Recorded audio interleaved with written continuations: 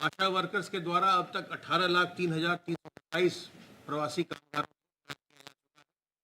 और उनके लक्षणों के बारे में सूचना दी गई है, जिसके आधार पर जो भी प्रवासी कामगार लक्षणात्मक पाए जाते हैं उनके सैंपल लेकर के उसकी जांच की जाती है। अब तक उन्होंने 1,584 प्रवासी कामगारों को आइडेंटिफाई किया है, जिनमें कोई ना कोई लक्षण मिला है।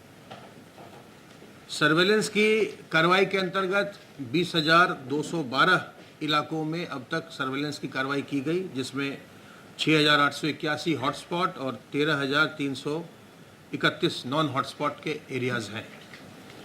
1,35,753 टीम दिवस के माध्यम से 1,41,622 घरों का सर्वेलेंस अभी तक किया गया है और इनमें 5,12,71,400 लोग रहते हैं। टारगेटेड सैंपलिंग जो हम कर रहे थे, हमने प्रारंभ किया था, वो लगातार वो काम हमारा जारी है। हम गाँव में जो माइग्रेंट वर्कर्स जहाँ आए थे उसका हमने किया था। उसके बाद हमने जो ओल्ड एज होम्स हैं, नारी निकेतन हैं, बाल गृह हैं, उसका किया था। फिर हमने जो अर्बन स्लम्स हैं उनका किया। फिर हमने जो अस्पताल हैं, सरकारी और निजी अस्पताल, उनके जो स्टाफ हैं उनकी रैंडम सैम्पलिंग की। आज हमारी रैंडम सैम्पलिंग, टारगेटेड सैम्पलिंग जो हम करते हैं, पूल टेस्ट करेंगे उस पर, वो जो वेंडर्स हैं, डिलीवरी बॉयज़ हैं, रोड साइड ढाबाज हैं, उनका आज रैंडम सैंपल किया जा रहा है। और जब उसके परिणाम आएंगे तो फिर आपसे हम उसको भी साझा बाद में करेंगे। इस प्रकार से हम ये लगातार प्रदेश में टारगेटेड रैंडम सैम्पलिंग कर रहे हैं। जो ग्रुप्स वल्नरेबल हैं या जो ग्रुप्स जिनमें हाई मोबिलिटी है, जिनके कि बहुत ज़्यादा लोगों के संपर्क में आने की संभावना रहती है और उनमें संक्रमण की संभावना भी रहती है, उनको हम लगातार उनकी हम जांच करवा रहे हैं। जांच के दो उद्देश्य हैं। एक तो कि चूँकि इनमें संक्रमण की संभावना है तो तत्काल इनकी पहचान कर ली जाए, इनका समय से इनका इलाज हो जाए। दूसरा इसका उद्देश्य ये है कि जो ये हाईली मोबाइल ग्रुप है या बहुत वल्नरेबल ग्रुप है, उसको इस टारगेटेड रैंडम सैम्पलिंग के माध्यम से उसके बीच में ये जागरूकता बनाई जाए कि उनमें संक्रमण की संभावना ज़्यादा है, इसलिए उन्हें सावधान रहना चाहिए। इसी तरह से हम लोगों ने पहले जो प्रदेश की जेलें हैं, जेलों में भी हमने रैंडम सैम्पलिंग करवाया था।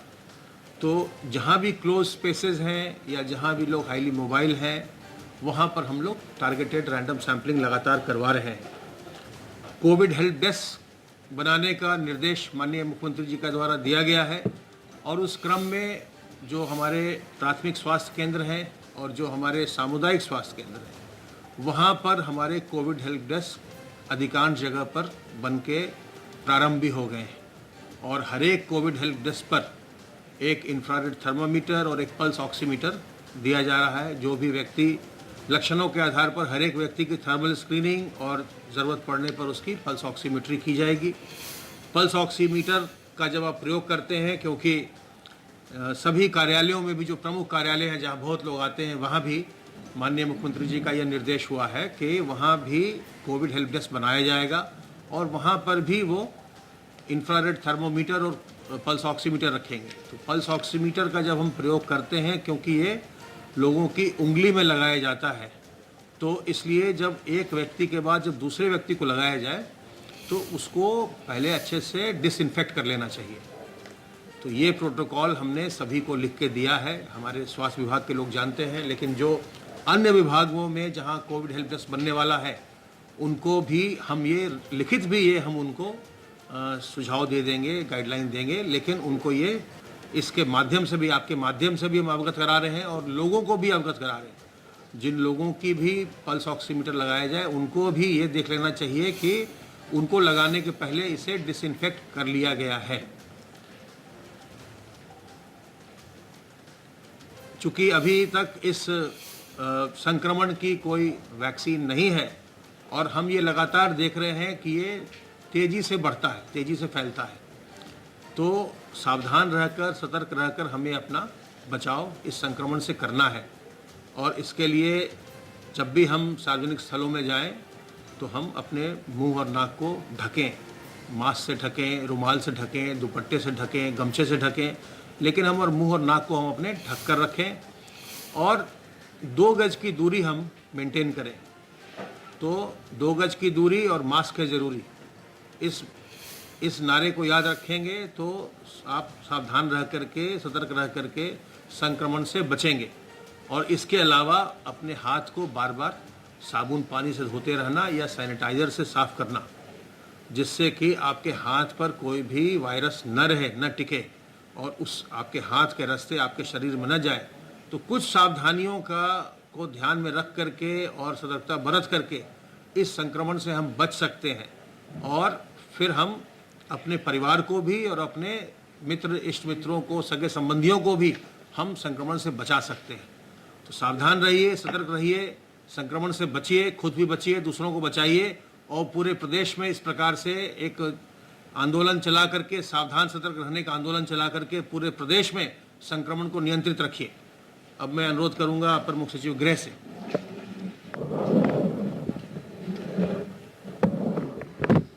माननीय मुख्यमंत्री जी ने आज कोविड-19 की समीक्षा बैठक और उसके रोकथाम के लिए टीम 11 की बैठक की।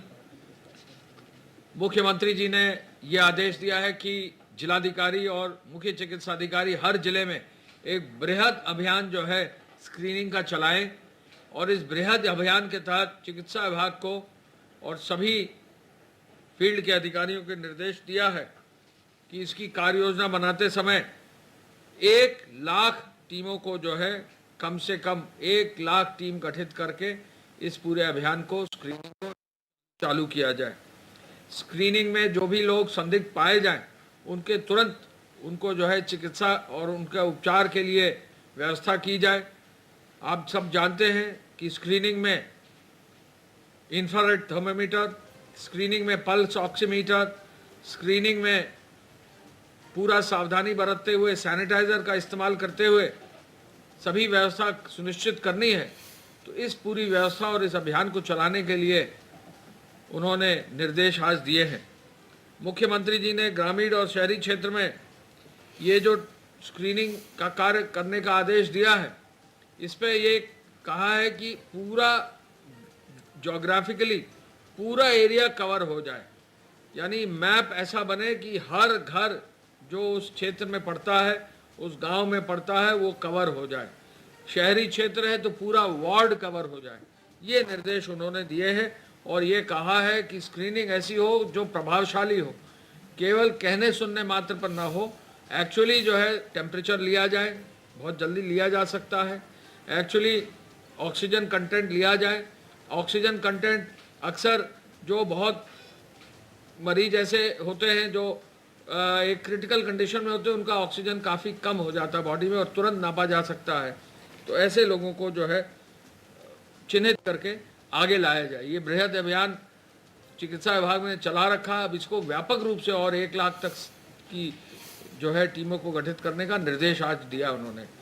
दूसरा निर्देश उन्होंने ये दिया है कि जो कोविड हेल्प डेस्क बनाने का स्वास्थ्य विभाग ने आदेश दिया है, हर जनपद में हर चिकित्सालय पर, पीएचसी पर, सीएचसी पर, एडिशनल पीएचसी पर, जिला चिकित्सालय पर, निजी अस्पतालों में, ब्लॉक पर, थाने पर, तहसीलों पर, जिला कार्यालयों पर, कहीं भी कोई बड़ा प्रतिष्ठान है तो वहाँ एक कोविड हेल्प डेस्क बनाई जाए, प्रचार अच्छा किया जाए, वहाँ पर इंफ्रारेड थर्मामीटर, पल्स ऑक्सीमीटर की व्यवस्था कराई जाए, जिससे कि कोई भी व्यक्ति अगर कोविड हेल्प डेस्क पर जाता है तो तुरंत उसको जो है राहत दी जा सकती है और उसको उसके बारे में, लक्षणों के बारे में बताया जा सकता है।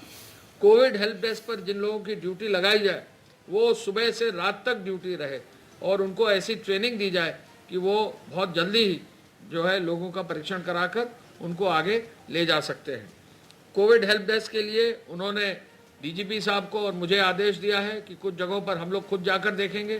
प्रत्येक जनपद में सूचना विभाग को ये निर्देश दिए गए हैं कि वो उनके सूचना अधिकारी जो भी कोविड हेल्प डेस्क के फोटो है वो ट्वीट करके उसकी जो है व्यापक प्रचार प्रसार की कार्रवाई सुनिश्चित करें। डीएम्स को भी कहा है कि बड़ा सा बोर्ड लगा दें जहाँ भी कोविड हेल्प डेस्क है और हर जनपद में अगले 2 दिन में यानी बुधवार तक हर हालत में कमिश्नर्स और डीएम्स कोविड हेल्प डेस्क सुनिश्चित करा लें। मुख्यमंत्री जी ने टेस्टिंग की क्षमता को 25,000 करने का आज पुनः विस्तृत विचार विमर्श किया। आईसीएमआर से सहयोग लेने के लिए आदेश दिए। वैकल्पिक टेस्टिंग की व्यवस्था के लिए जैसा कि चिकित्सा शिक्षा के एसीएस साहब ने बताया कि एंटीजन का नया टेस्ट कोरिया से आया है, ये भारत सरकार ने भी और कुछ अन्य प्रदेशों ने भी शुरू किया है। हमारे प्रदेश ने भी अग्रणी इसमें रोल लेकर मुख्यमंत्री जी ने कहा इसको तुरंत जो है फील्ड में लगाया जाए। तो किट्स जो है अब बहुत जल्दी हमारे प्रदेश में भी शुरू हो जाएंगे, जिससे ये पता लग जाएगा कि फला व्यक्ति कोविड पॉजिटिव है या नहीं। मुख्यमंत्री जी ने विशेष सचिव स्तर के अधिकारियों को पुनः फील्ड में भेजने का निर्देश दिया है, जिससे कि जिलाधिकारियों का सहयोग मिल सके, अस्पतालों का निरीक्षण हो सके और कोविड हेल्प डेस्क और ऐसी पूरी व्यवस्था जो है उसकी समीक्षा हो सके। 11 जनपदों में जो वरिष्ठ नोडल अधिकारी भेजे गए थे उनकी रिपोर्ट शासन में प्राप्त हो गई है। मुख्य सचिव महोदय और बाकी सभी वरिष्ठ अधिकारी उनका परीक्षण करके समीक्षा करके जो सुधारात्मक कार्य करना है ये निर्देश जल्दी ही दिए जाएंगे।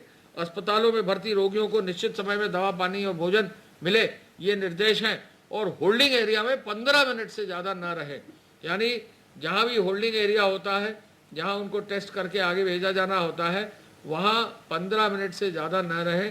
ये मुख्यमंत्री जी का मार्गदर्शन प्राप्त हुआ है, इसका क्रियान्वयन फील्ड में किया जाना है। जो भी अस्पताल हो उनमें सुरक्षात्मक उपकरण, पीपी, मास्क, किट्स, ग्लव्स, बाकी सब चीज़ों को अभी निश्चय ही जो है कार्रवाई करने का निर्देश उन्होंने दिया है। उन्होंने ये भी आदेश दिया है कि जो हमारी पीएसी है, जहाँ 1-2 जगह संक्रमण पाया गया है, विशेष रूप से पीएसी जो अपने बैटालियन से बाहर है, उन पीएसी को प्रॉपर खाली भवनों में, सुरक्षित भवनों में जहाँ शौचालय और अच्छी सुविधा हो, एडीजी पीएसी को निर्देशित किया है कि पीएसी को एक प्रॉपर स्थानों पर पूरे प्रदेश में रखा जाए, जिससे कि उनके बीच संक्रमण की कोई संभावना न रहे। मेरी ओर से भी, गृह विभाग की ओर से भी जल्दी ही आज ही जिलाधिकारियों को निर्देश जाएगा कि वो पीएसी को अपने एक प्रॉपर और सुरक्षित स्थानों में, स्कूल के भवनों में, अन्य ऐसे भवनों में जरूर शिफ्ट कर दें।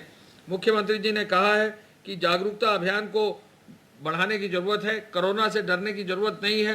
कोरोना से लगभग जो है 60-65% लोग अब उपचारित होकर जो है पुनः स्वस्थ हुए हैं। तो उपचार की प्रतिशत प्रदेश में बहुत अच्छी है, आगे और बढ़ती जा रही है। तो ऐसे में लोगों को डरने और घबराने की जरूरत नहीं है।